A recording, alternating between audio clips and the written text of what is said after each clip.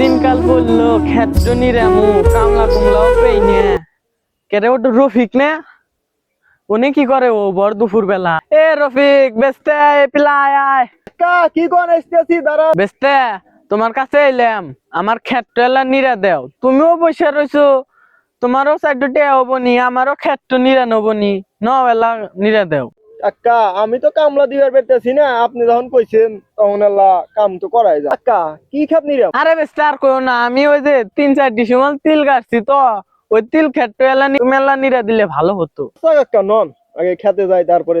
কাকা এই তিল খেপ নাকি? তাহলে আপনি বাইর যান, আমি ধীরে ধীরে নিরাই। মেলাক্ষণ তো নিরাইলে আমি এখন আল্লাহ যায় জিরাই গিয়া। হর তো জায়গা দেখতেছি না, বসে থাকি। বেস্তাক তো কামে দিলাম যে দেখি বেস্তা কি করে, কাম কাজ ঠিক ভাবে করতেছে নাহি যাই। এ বেস্তা তুমি এনে বসে রয়েছো কে? তোমাকে না দিছি আমি কামে, তুমি কাম বাদ দিয়ে এনে বসে রয়েছো কে?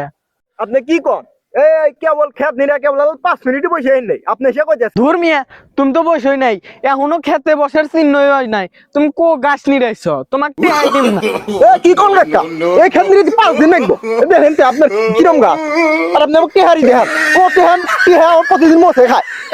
আপনি খেত আমি নিরাম না জান।